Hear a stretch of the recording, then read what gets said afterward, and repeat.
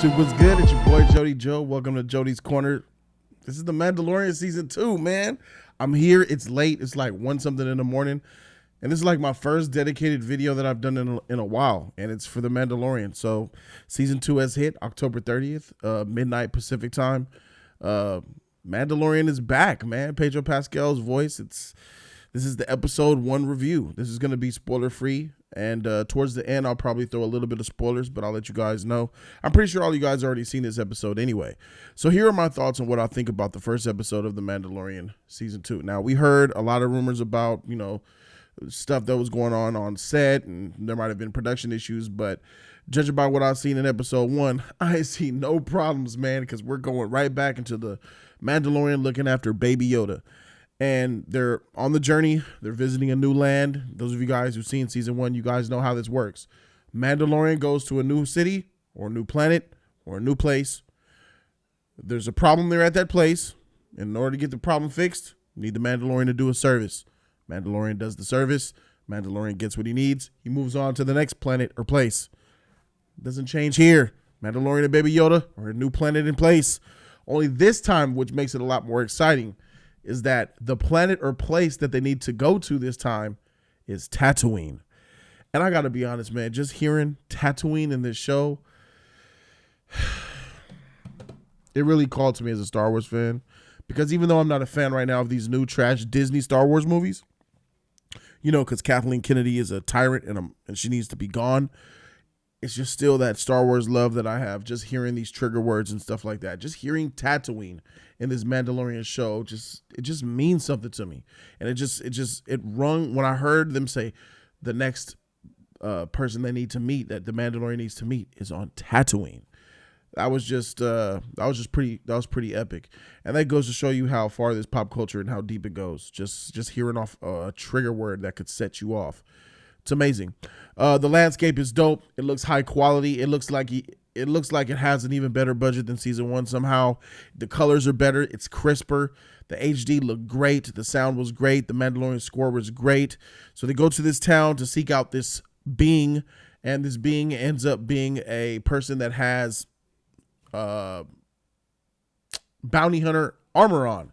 One of his people. He says, "Yo, I need that."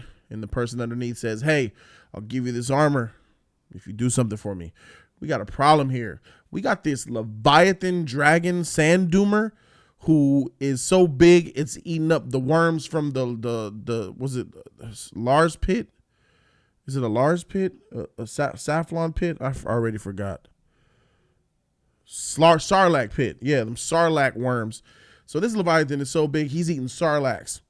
You know, the Sarlacc that consumed the bounty hunter in Return of the Jedi? Yeah, this Leviathan's much bigger than that. So he ate him, and he lives in his house now.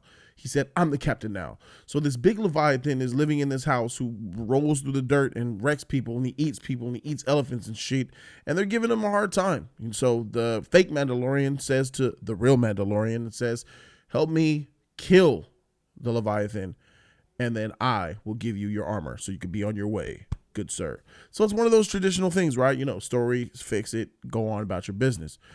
But the thing about this is that I just have this itch for Star Wars, right? Even though I how I feel about it, just seeing we're on Tatooine, we're seeing this village, we're seeing some of the creatures that we've seen in the movies, it just feels so reminiscent of something that I know and love. If it's like taking a trip down memory lane of memories that didn't happen to me, but that's how big the Star Wars universe is, and it's somehow captured in this episode. It's somehow captured right within a television show on Disney Plus, and it's weird, but it's amazing. So they go on with the mission. They come out with a plan, and one of the plans that could turn it all upside down is they have to work with the Sand People. Now, the Sand People are in here. What are you talking about? The noise that the Mandalorian makes in order to communicate with them is funny. Like, Mandalorian's about to do some real shady stuff to these people who tried to trick him and lure him to this fighting match in order to take his Beskar armor. And, Mandalorian activates his little beep, beep, beep, beep, beep, beep. And Baby Yoda's like, "Oh, she about to go down." It's just little cute stuff that's funny like that. Let me talk about Baby Yoda real quick. Baby Yoda is Baby Yoda. cute, adorable. I want to pick him up. How much is he? Come live with me. Tight. He has teeth now, bruh. He was outside the glider, the bike, the freaking dirt bike. Seeing that again, we've seen some of those type of things in Star Wars movies all the time. So Mandalorian riding on that shit, freaking Baby Yoda, his little baby teeth, just taking it in. He's talking now. So they've given Baby Yoda. I don't think I've ever heard him. He talks like a baby. Now he doesn't talk. I'm like, they're trying to make him even cuter, and it's working. So he's this little thing making noise, making baby noises, and who's cute and adorable. Yeah, fine. But the Sand People being in here really hit. I'm like, wow, the Sand People are in this motherfucker. Now this feels like Star Wars. This feels like it's part of the Star Wars universe. Now, I understand Mandalorian Season 1 had a lot of ties. You see Stormtroopers, you hear the references and all that. But it just didn't have so much of a big connection to Star Wars to me. I hear about Shock Trooper, Gina Davis. Listen, this got close. We're talking about Tatooine. We're talking about bounty hunters. We're talking about Sand People. We're talking about Sarlacc Pit. You know what I'm saying? This type of stuff is familiar, so I'm actually getting excited watching it. So they all have to work together to destroy this Leviathan monster. Spoiler alert, because we kind of know what happens. They destroy the Sarlacc monster. And then at the end of the episode, he gives up the armor to the Mandalorian, as promised. Made a new friend. Shout out to him. It was the guy... He was in I believe he was in Die Hard. He was also in Transformers. No, that's not him. He was in on the FX show. What is it called? That Western FX show. That's who the bounty hunter guy was. First, when I saw the bounty hunter armor walking to the bar, I'm like, whoa, yo, it's time. It's time. It's Boba Fett. Let's see what he's about. Let's see what he's about. And then when he popped up all skinny, I'm like, that's not Boba Fett. But it was put in the comment section of the show. It's like right on the tip of my tongue. I know it, but it's just going to bug the heck out of me, and I won't be able to do this review. So, good old Mandalorian looks sexy and all that, and it's all great, but they defeated the Leviathan, got the armor, and then the episode is over. But it was what happened at the end of the episode, which I like. I'm sorry for spoiling that the Leviathan actually died, but if you've been watching The Mandalorian, especially Season 1, you know how this turns out. So, it's not really a spoiler. But what's coming up next is a spoiler. So if you haven't seen Mandalorian Episode 1, I advise you turn away now, bruh. Give you some time for show.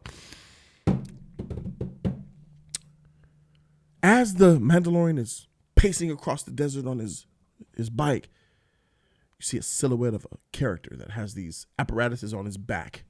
And he's living the jungle life. He like the Sahara life. He's just living out there with nature. No armor. He turns around. And sure enough, it's Aquaman's daddy, bro. And I'm like, there he is. It's the Mandalorian. I mean, the bounty hunter himself, Boba Fett. He shows up and you see him just in the raw. That the actor who plays him, I forgot his name right now. I'm drawing a blank. Once We're Warriors. Shout out to that movie. But there he was. It showed him. So I guess they're going to...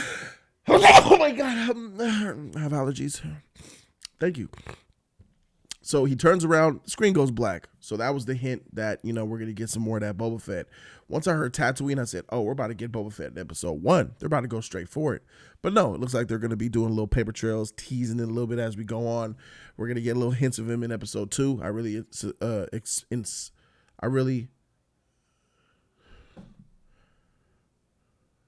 what is the name? What is the word that I'm trying to expect? Listen to me. This is the type of person I am, right? When I go to sleep and when I'm sleepy or when it's late at night or when you just wake me up, my brain doesn't work. Like literally, when I get up in the morning or I'm sleepy and I'm tired and you ask me a question, I'm just done. I'm like, huh? And I'm starting to go retarded right now. I'm starting to lose my mind. I'm going straight delirious. So forgive me. Yeah, I'm expecting to see Boba Fett in episode 2. So that was exciting. It was nice to see. Look, it's the Mandalorian. It looks good. For them to be out in Tatooine with that blistering hot sun, mind you, it showed the 2 suns when he was going across, which was kind of freaking dope. And there's one thing that I really wanted to hear. I wanted to hear the Tatooine Star Wars classic John Williams song.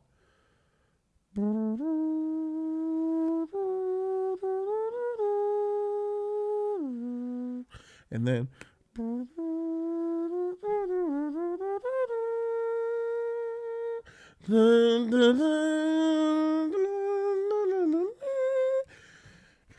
chills.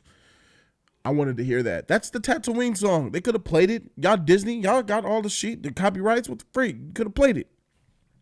Anyway, I think we should get it before we leave Tatooine. That's for sure. So it looked good. The for the blistering hot sun for them to be on sound stages, because this was all filmed on a sound stage. It's to get those lights in the studio for the green screen to match what it would be like to be on Tatooine with an intense sun.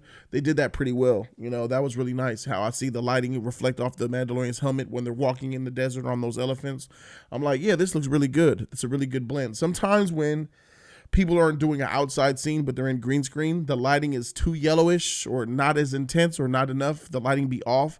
Lighting was really good here. It really sold it that they were really out there in Tatooine, even though we knew it's green screen and most of this series is shot within a little square radius that doesn't take that much space up, which is why during COVID, they were able to finish the season and film during COVID because they were able to social distance and stuff like that. So I appreciate The Mandalorian. The scope of this episode felt bigger than a lot of the other episodes from season 1, which was dope. Definitely look forward to seeing what's going to go on in the future. This was a great tease as to what's to come later in this season. What we do here on Jody's Corner is we grade everything. I grade trailers. I grade movies. I grade episodes. And I grade women, bruh. So, no difference here. I give The Mandalorian season 2, episode 1 a